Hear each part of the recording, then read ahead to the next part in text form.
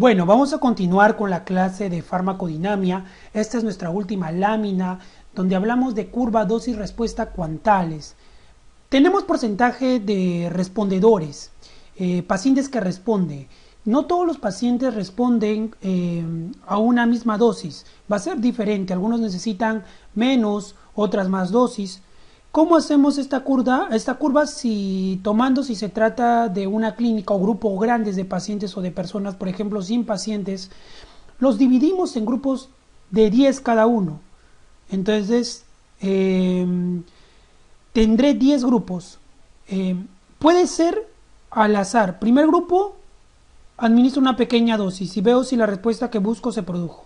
El segundo grupo, administro más dosis que generalmente se va a usar en forma logarítmica. Al tercer grupo, una dosis mayor, y al cuarto igual. Entonces voy a ir viendo en cada dosis cuántos pacientes responden, y a la dosis más baja responderá un número pequeño de pacientes.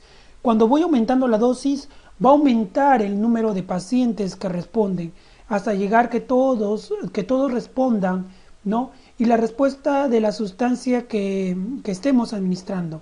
Este gráfico es acumulativo porque los pacientes que respondieron a la dosis más baja también van a responder a la siguiente dosis. Entonces yo tengo los que respondieron a esta dosis más los que respondieron a las dosis anteriores.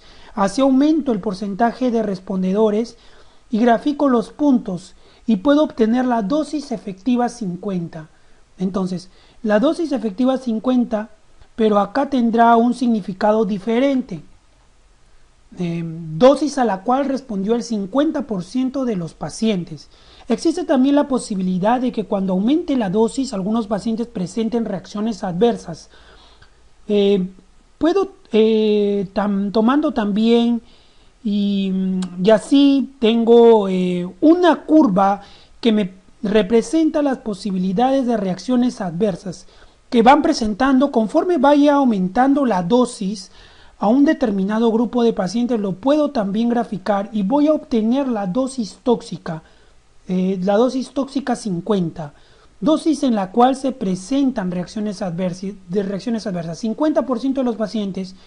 Yo voy a relacionar ahora dosis efectiva 50 con la dosis tóxica 50 y obtendré lo que es el índice terapéutico. Entonces, la relación entre dosis efectiva 50 con la relación de dosis tóxica 50 me dará el índice terapéutico.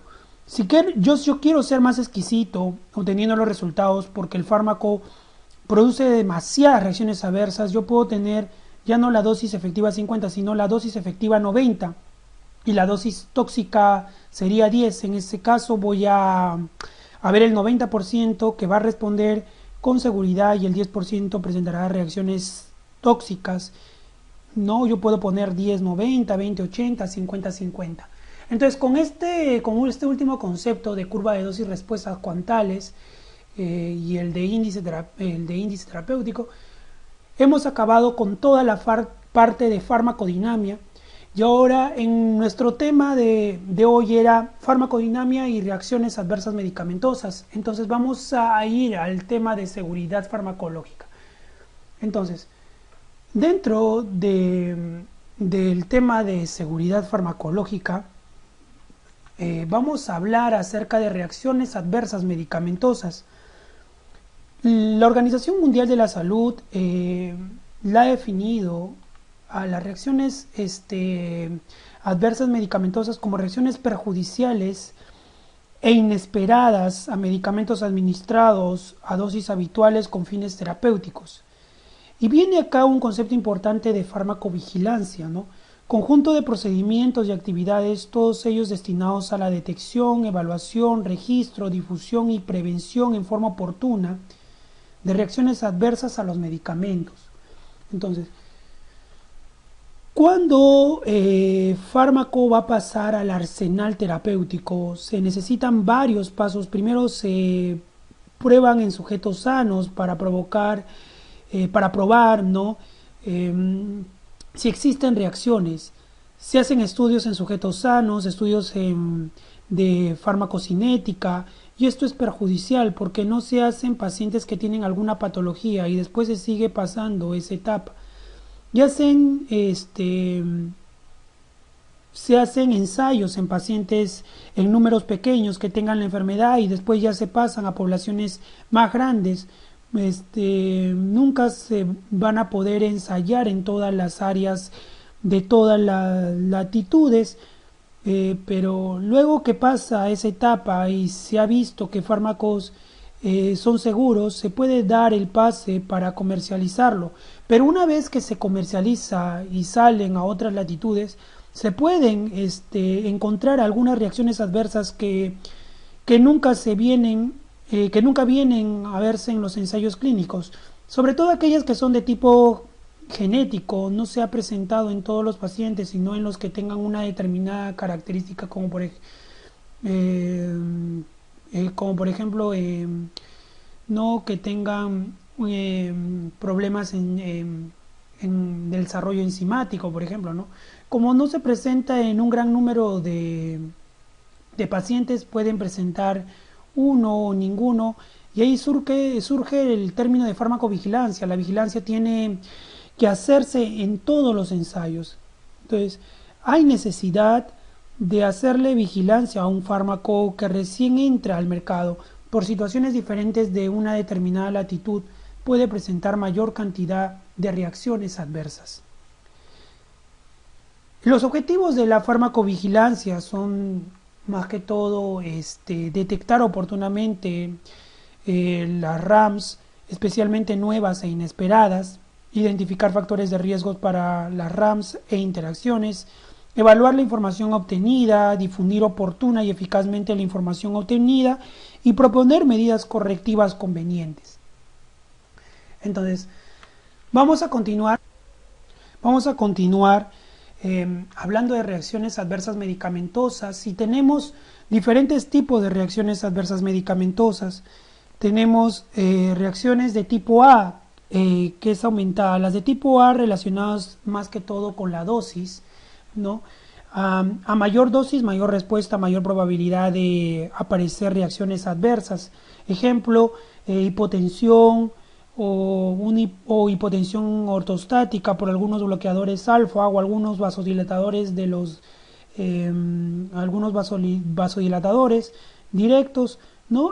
Las de tipo B podemos ver que sus características no están relacionadas con la dosis, son reacciones raras, bizarras, no están relacionadas con el efecto principal. Por ejemplo, la anemia plástica en pacientes que reciben cloranfenicol a una dosis pequeña se pueden presentar, o también puede verse acá en el tipo B la anafilaxia por penicilina. Entonces el tipo A y el tipo B son las más importantes. De las dos, las menos mortales son la A y la de alta mortalidad son las B. Las C relacionadas con dosis y el tiempo, ¿no? Son crónicas. Las características es que el medicamento se está administrando por tiempo prolongado y por eso presenta reacciones adversas. Dentro de ellas la furosemida como diurético, aparece una hipoglicemia cuando se administra por tiempos prolongados a dosis muy elevadas. Y el tipo D, que están relacionadas con el tiempo solamente, no con la dosis. Es una relación tardía, demorada, ¿no? El paciente, después de mucho tiempo, así habiendo dejado el fármaco en la descendencia, por ejemplo los estrógenos, ¿no? Es el estrógeno más antiguo, era un anticonceptivo, entonces no se conocía mucho la fisiología, daban dosis elevadas pero tampoco tendrían mayor efecto y así fallaba, ¿no? Y la mujer concebía porque el medicamento había fallado, no había sido determinada la dosis. Después de un tiempo la mujer quedó embarazada y la niña o niño nació y se presentó problemas en las gónadas, tanto en varones como en mujeres. Entonces esa clase de tipo de reacciones adversas que se ven a través del tiempo, ¿no? Se presentan en los púberes carcinomas vaginales, por ejemplo en este caso del anticonceptivo que les estoy hablando, en mujeres, ¿no? O criptorquidia en varones. Ahí se pudo determinar al hacer un estudio retrospectivo, casi todas las mujeres que habían dado a luz a estos que tenían estos problemas sus hijos habían tomado el anticonceptivo. Por eso se retiró del mercado, ¿no? Se puede utilizar ahora, pero no como anticonceptivo. Por eso se ha catalogado a los fármacos que pueden provocar efectos teratogénicos con el corazón, como en el corazón con la talidomida. Los ensayos no fueron tan minuciosos y era analgésico, antivomitivo o antinauseoso, y las mujeres embarazadas lo tomaban sin receta médica, y por eso apareció la anemia que se presentaba en el caso de la talidomida administrada en la segunda etapa del embarazo. Otras reacciones se producen al retirarlos, ejemplo los glucocorticoides. El paciente ha estado sometido al uso de glucocorticoides, se paralizó, se ha disminuido la actividad del eje hipotálamo hipoficiario suprarrenal, y una vez que se retira el fármaco con la reposición no es tan rápida, entonces se presenta una insuficiencia suprarrenal. Siempre que se da glucocorticoides se recomienda que no se da por mucho tiempo, y el retiro tiene que ser en forma progresiva porque puede presentar una reacción adversa, ¿no? Y una de ellas es la insuficiencia renal aguda, que es muy grave. Entonces, vamos a ver que las de tipo A, ¿no? Farmacológicamente predecibles, ¿no? Y va a ser dependiente a la dosis y tiene una alta incidencia.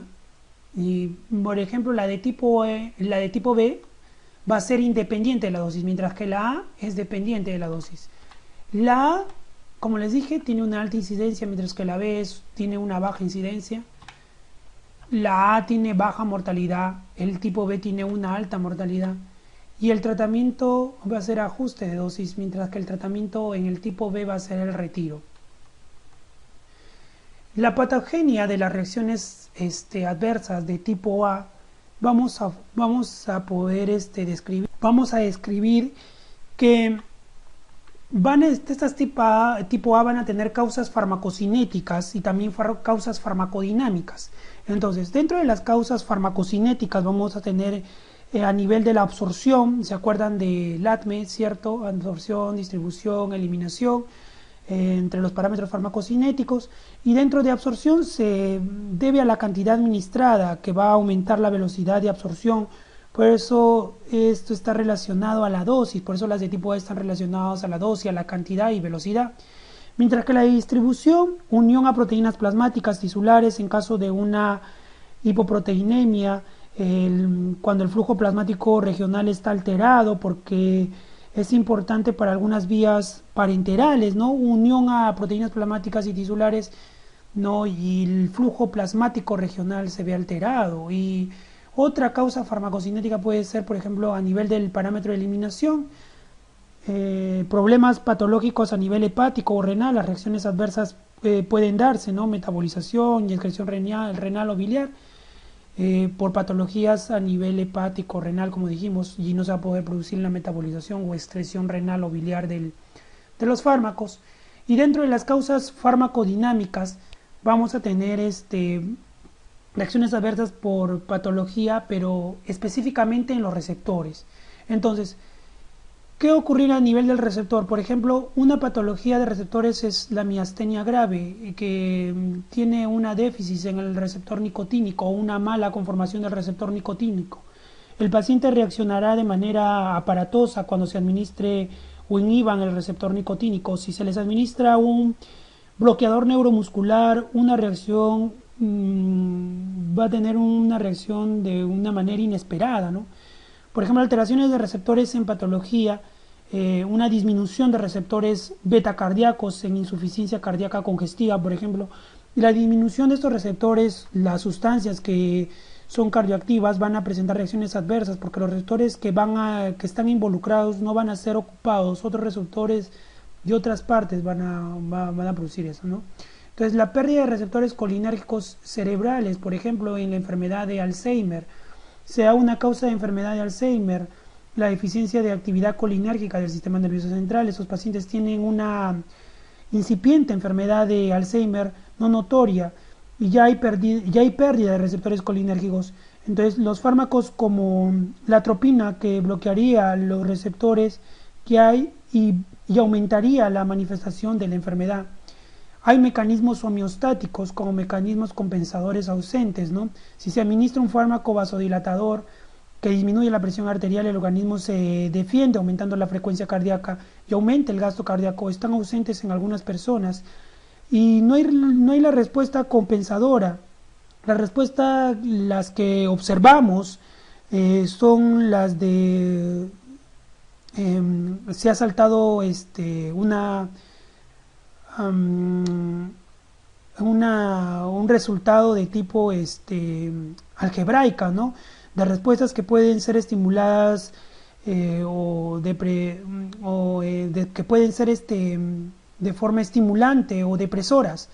Entonces, esas son las reacciones de tipo A que van a tener causas de tipo farmacocinética o causas de tipo farmacodinamia. Entonces, la patogenia de las reacciones de tipo B,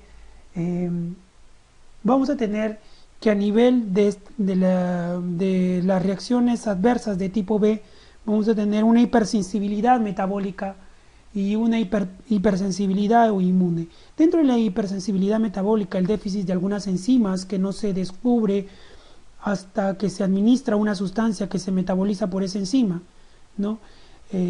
También podemos ver, por ejemplo, el déficit de la glucosa 6-fosfato deshidrogenasa o la pseudocolisterasa atípica, ¿no? Lo cual significa que no ejerce su función adecuadamente y no metaboliza la succinilcolina. Estos pacientes pueden presentar apneas, ¿no? Que pueden ser fatales. Pacientes que son administrados con succinilcolina siempre tienen que ver un equipo para dar respiración, ¿no? Rápidamente, ¿no? Porque si no el paciente se puede morir. Entonces, dentro de la hipersensibilidad inmune vamos a tener las reacciones de tipo 1, las de tipo 2, las de tipo 3 y las de tipo 4. Las reacciones de tipo 1, que son inmediatas, que es la anafilaxia, que es mediada por la inmunoglobulina E, es una reacción inmediata, esta de acá. La de tipo 2 es la citotóxica. El fármaco que actúa como un apteno se va a unir a las plaquetas, eritrocitos y otros elementos formes y van a estar mediados por inmunoglobulinas, la E, la M, la A, y finalmente la citotóxica producirá una lisis celular y habrá una ruptura celular, mientras que las reacciones de tipo 3, entonces, por ejemplo, ya antes de pasar a la reacción de tipo 3, una reacción de tipo 1 puede ser una urticaria, una dermatitis atípica, ¿no? Mientras que una de tipo 2 puede ser una hemólisis, ¿no? Porque este apteno se pone en el glóbulo rojo y de ahí hay una lisis celular.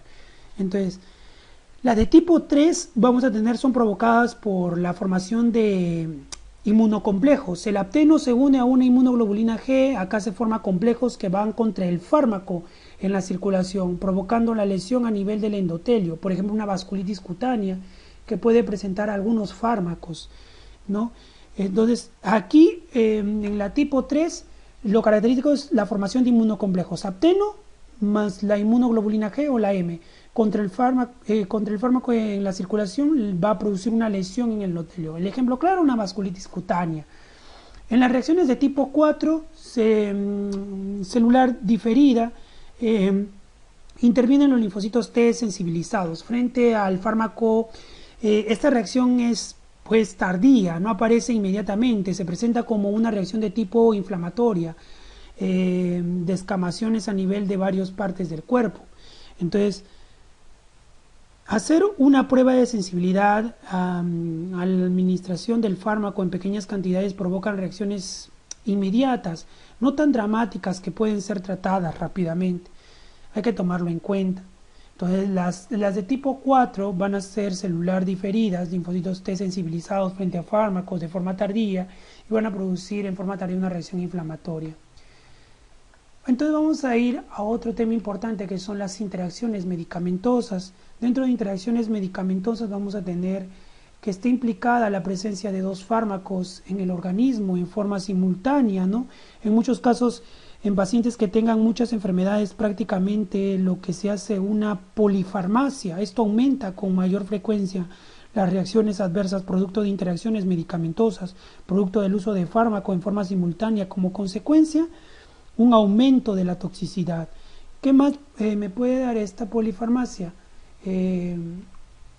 Aparte del aumento de toxicidad, ¿no? Una disminución de la actividad terapéutica. Entonces, un aumento de la toxicidad, una interacción no solo es una sinergia o aparición de reacciones exageradas o que no tengan nada que ver con la reacción principal, pero que se presente también, puede hacer situaciones antagónicas, también es una interacción que está utilizando dos fármacos, entonces puede haber una disminución de la actividad terapéutica. Muchos de los antiácidos que normalmente se conocen como el hidróxido de aluminio, por ejemplo, o de magnesio, el hidróxido de magnesio, que viene para ser digerido, muchas veces se ingiere simultáneamente con medicamentos que no se va a poder absorber cuando el pH está alterado. Ahí puede haber la disminución de una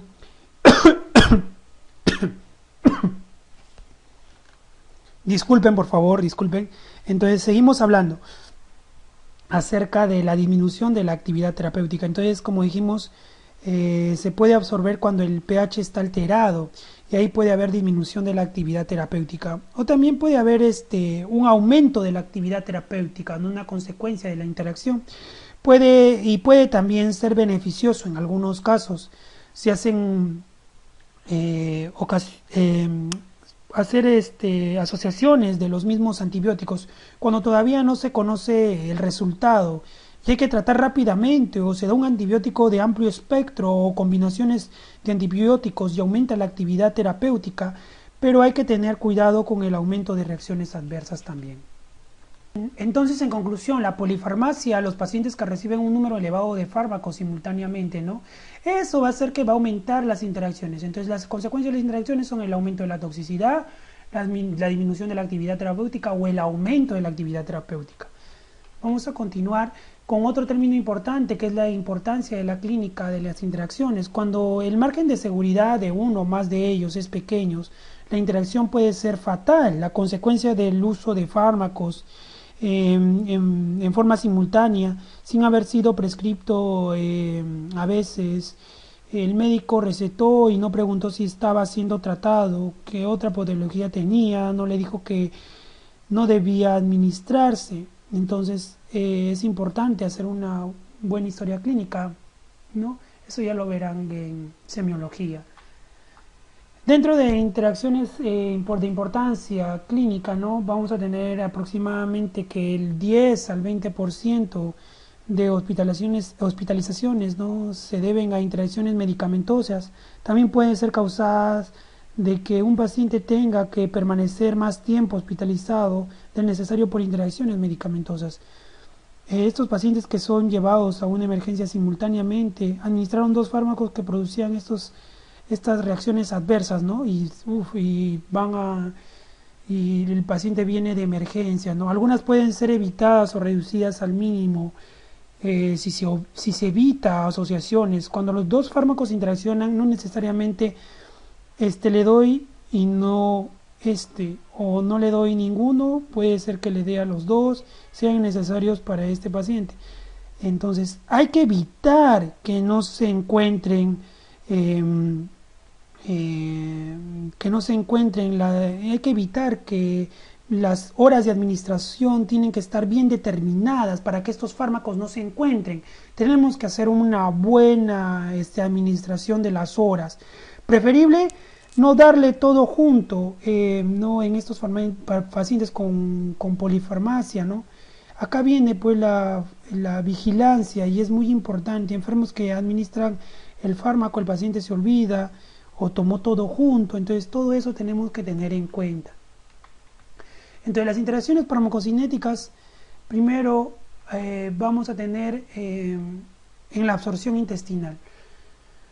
En la absorción intestinal, antiácidos que contienen calcio, magnesio, ¿no? Aluminio, con tetraciclinas, por ejemplo, no pueden ser administrados conjuntamente porque las tetraciclinas forman compuestos quelatos con calcio, magnesio, aluminio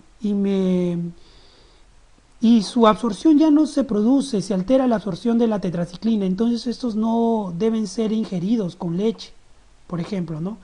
La colestiramina es una resina de intercambio iónico que se utiliza para el tratamiento de algunos tipos de lipoproteinemias. Esta colestinamina atrapa los ácidos biliares, los va a eliminar en el tracto gastrointestinal, pero ¿qué ocurrió en el organismo? No hay ácidos biliares, entonces no hay formación de colesterol y el colesterol se convierte en ácidos biliares y ser eliminados posteriormente por el uso, ¿no? O también disminuye la absorción de otras sustancias como la digoxina o la colestinamina.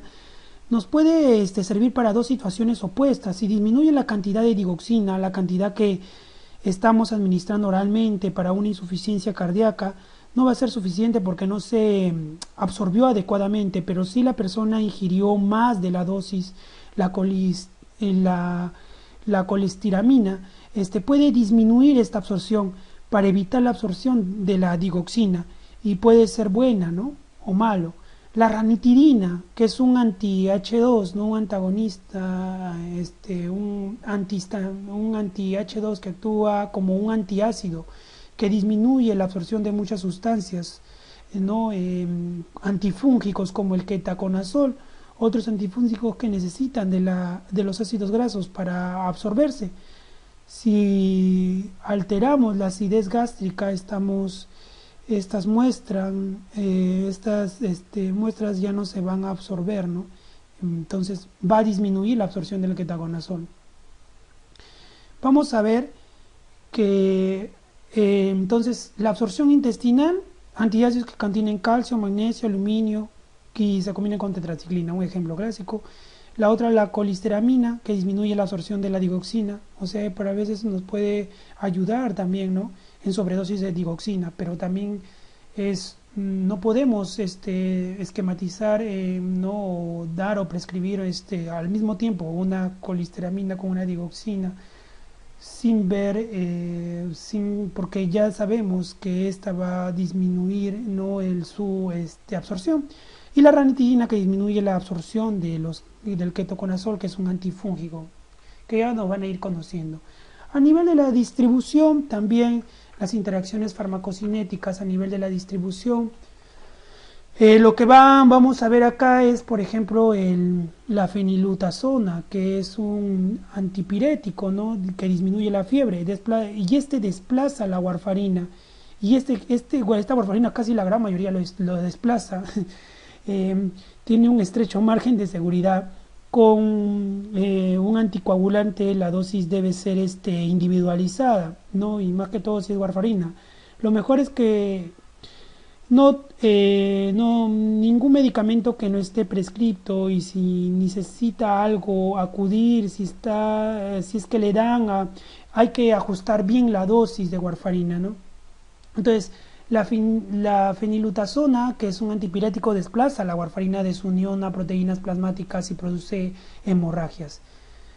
Por ejemplo, también tenemos a la quinidina, que desplaza la digoxina y van a producirse arritmias producidas por la digoxina, ¿cierto?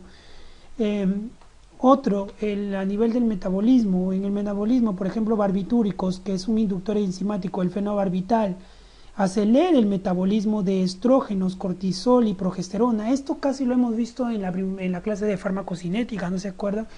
De muchas sustancias en una mujer que usan anticonceptivos, estrógenos y progesterona, y supónganse que es una paciente epiléptica y tenga que tomar fenobarbital, o se ajusta la dosis de los anticonceptivos para evitar que el embarazo hasta que mejore la paciente. En las mujeres embarazadas, tantos peligros es de dar el fármaco como no darlo. Hay que ver si no es problema para el feto y no darlo, que aparezcan las convulsiones también es peligroso, tiene que ser tratado. Hay que evitar el embarazo temporalmente en este caso. También a nivel de las interacciones farmacocinéticas, a nivel de la eliminación, ¿no? Inhibición de la excreción de penicilina por el probenecid, que por competencia en la secreción activa, ¿no? Puede presentar reacciones adversas de la penicilina. Vamos a tener también interacciones farmacodinámicas, ¿no? Ya hemos visto ahorita las interacciones, todas las farmacocinéticas dentro de sus parámetros, y ahora dentro de las, más que todo, interacciones farmacodinámicas tienen que ver con los receptores, ¿no? Por ejemplo, el cloranfenicol con las tetraciclinas se potencia la acción antibacteriana, pero aumentan las reacciones adversas medicamentosas. El riesgo-beneficio se ve desequilibrado. Hay que ver si es conveniente o no. El diazepam más el alcohol aumenta la depresión, ya el coma, ¿no? Puede llevarles al coma si no se administra el antídoto, que es el flunazemil. No se podrá tener éxito si no se administra. También tenemos la anfetamina, que disminuye la acción depresora del fenobarbital, que es un estimulante anestésico líquido volátil, ¿no? Anestésicos halogenados como el halonato, ¿no? Sensibilizan al miocardio de la acción de la adrenalina. El halonato, que es un anestésico que provoca hipotensión arterial. ¿Cómo soluciono dando adrenalina? Porque no produce arritmia, que por eso no daremos alfagonistas, una sustancia que es muy vasoconstrictora, ¿no? Entonces lo que tenemos que hacer es dar los alfagonistas, ¿no? Porque si damos la adrenalina, va a producir arritmia, ¿cierto? Entonces, como dije, el anestésico halogenado como el halonato, que sensibilizan para que la adrenalina estimule el miocardio con menores concentraciones. Entonces van a producir las arritmias. Diuréticos, depletores de potasio, ¿no? Sensibilizan el miocardio. Por ejemplo, acá tenemos a la furosemida, las tiazidas, sensibilizan el miocardio y a la acción tóxica de la digoxina, que es de estrecho margen de seguridad, y por lo tanto el uso de diuréticos aumenta su toxicidad a digoxina. Hay que evitar la depresión de potasio, porque la digoxina inhibe la bomba de sodio-potasio. Hay que tener cuidado, ¿no? Y si se necesita diuréticos muy fuertes, hay que administrarlos conjuntamente con ahorradores de potasios, como por ejemplo el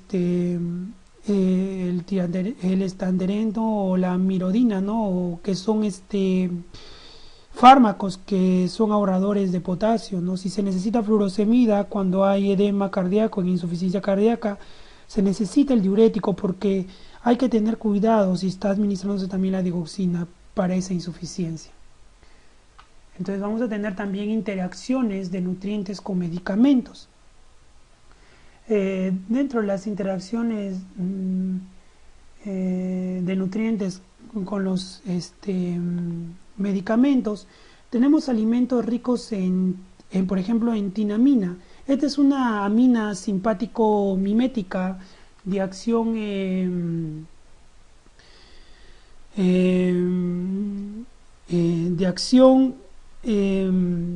en receptores, si no favorece la liberación de del neurotransmisor. O sea, es una amina simpático-mimética de acción indirecta. No va a actuar en receptores, sino va a favorecer más que todo la liberación de neurotransmisores, como es la cocaína, por ejemplo, ¿no?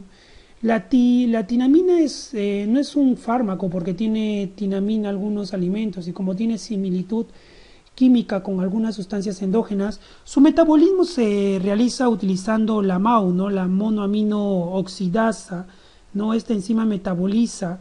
Pacientes que reciben inhibidores de la MAO, algunos que tienen algunos tipos de depresión, hay una larga lista que debemos darle de alimentos que no pueden consumir porque tienen tiamina, ¿no? Tinamina, y el metabolismo de esta va a acumularse y la tinamina va a llegar a las terminaciones nerviosas y va a favorecer la liberación de noradrenalina y va a haber una crisis hipertensiva, por ejemplo, ¿no? Entonces, alimentos ricos en tiramina, que es una aminosimpático mimética, más inhibidores de la MAO pueden producir crisis hipertensivas.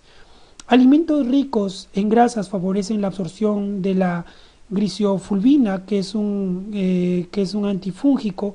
Cuando se requiere el fármaco se absorba mejor que es que lo que consuma con algo de grasa, ¿no? Alimentos ricos en grasa van a favorecer su absorción, pues, ¿no? Entonces, si yo le estoy dando un antifúngico como el grisofulvina, entonces le digo que consuma más grasa, consuma un poco más de grasa para que pueda absorber mejor el medicamento, ¿no? Ahora vamos a ver interacciones de enfermedad-fármaco. Dentro de las interacciones de enfermedad y fármaco, enfermedades que sufre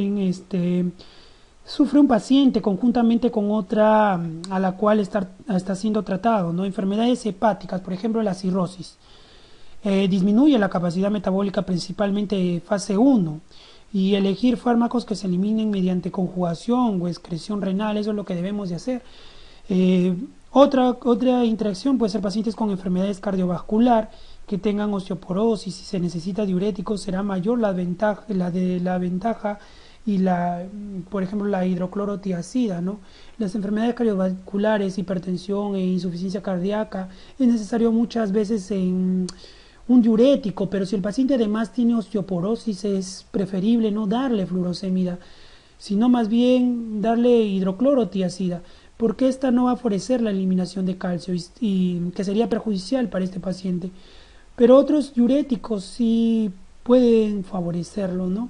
Por ejemplo, también tenemos acloridria, que afecta la absorción de vitamina B12, ¿no? Afecta la absorción de vitamina B12, se forma el factor intrínseco, que es el que acarrea a la vitamina B12 hasta el lugar de absorción cuando hay acloridria.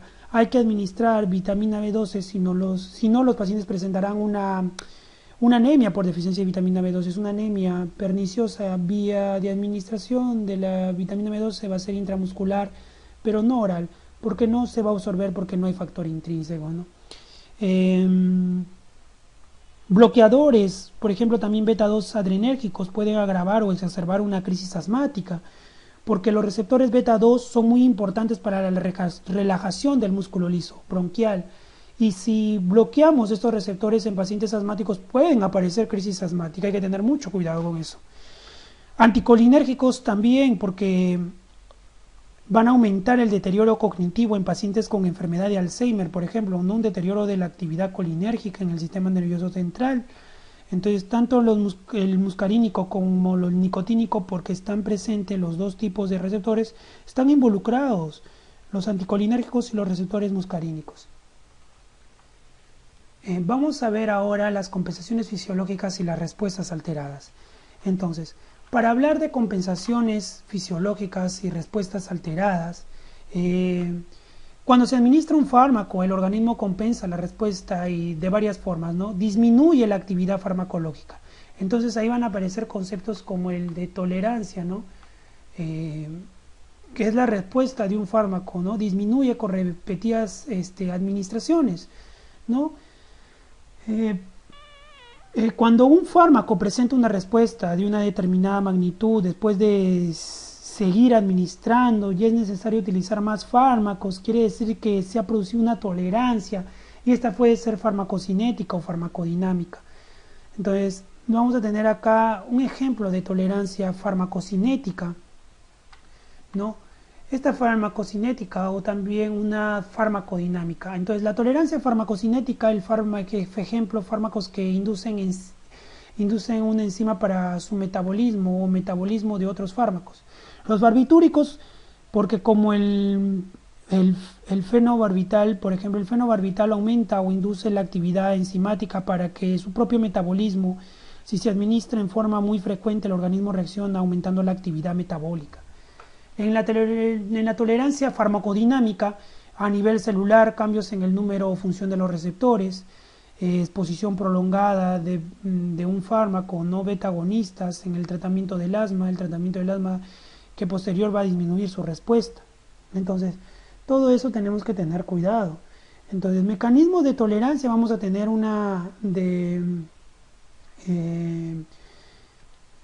por ejemplo, un mecanismo de tolerancia va a ser la regulación a la baja, el down regulation, ¿no? Que es cómo el organismo se ve tan estimulado, el organismo estimula la baja de los receptores.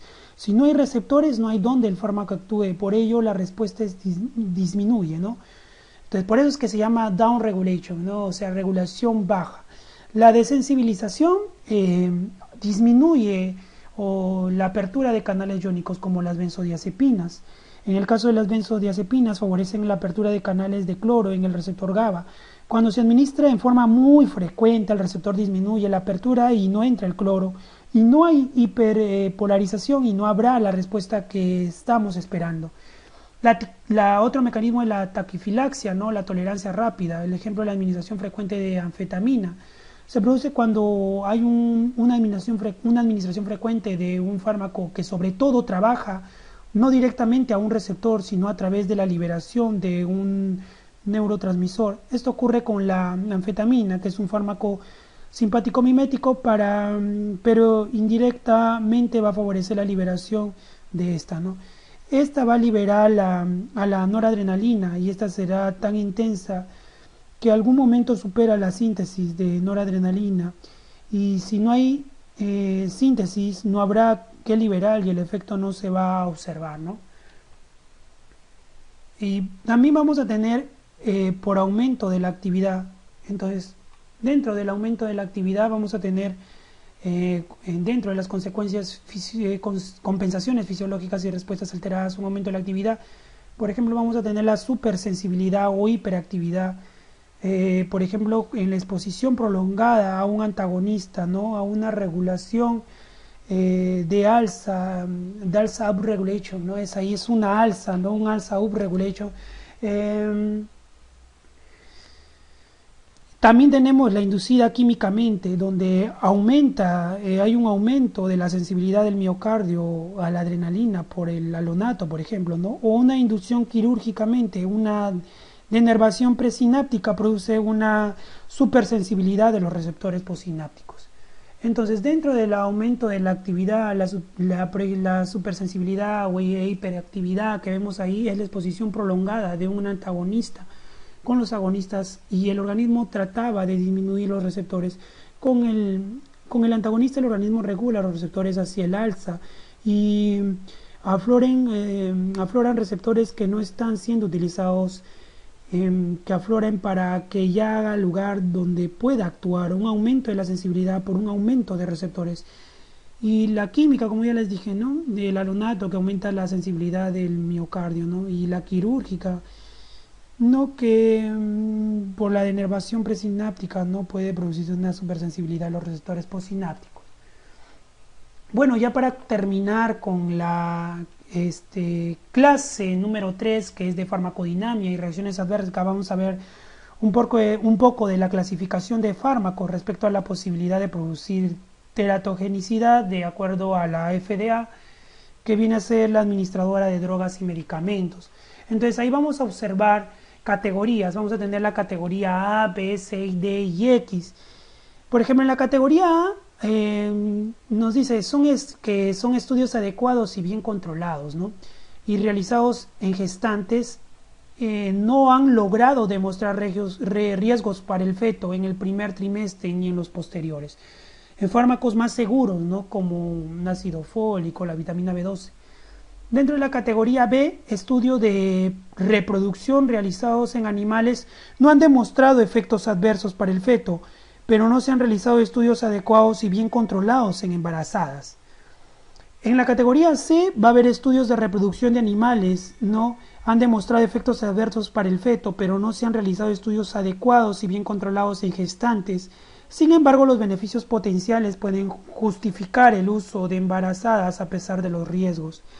Casi todos los fármacos, por ejemplo, mujeres epilépticas en edad de reproducción, el valproato produce problemas a nivel del tubo neural, y el feto que se hace preferible evitar el embarazo o buscar otro tipo de fármaco que no daña al feto. Entonces hay que tener en cuenta el riesgo-beneficio. Dentro de la categoría de existe evidencia positiva de riesgo para el feto humano basada en reacciones adversas observadas en experiencias o estudios, pero los beneficios potenciales pueden justificar el uso del fármaco en embarazadas a pesar de los riesgos. Por ejemplo, los inhibidores de la enzima convertidora de angiotensina y otros fármacos para la hipertensión arterial no hay que utilizarlos en las mujeres embarazadas. Las reacciones teratogénicas no se dan en el 100%, tienen el medicamento, hay que tener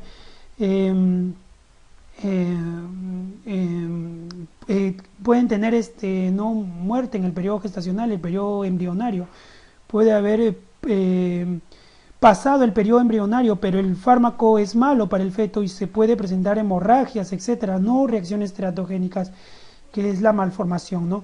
Pero sí otra cosa que lleve al feto a presentar inconvenientes. Dentro de la categoría X, estos estudios realizados en animales y en mujeres gestantes han demostrado anormalidades fetales y o evidencia positiva de riesgos en el feto basada en datos de reacciones adversas obtenidas de experiencias o estudios en humanos. Los riesgos superan los beneficios claramente potenciales. Entonces los riesgos van a superar los beneficios claramente potenciales. Por ejemplo, acá tenemos ejemplo de las quinolonas, que deteriora la producción del ADN. Estos fármacos no deben administrarse en mujeres gestantes, si ya sabemos que esto es peligroso, pues, para las embarazadas, ¿no? Entonces, con ello hemos culminado todo lo que viene a ser la clase de farmacodinamia y reacciones adversas. Nos estaremos viendo en otra clase, tal vez de farmacología. Y eso es todo por hoy. Muchas gracias por su atención.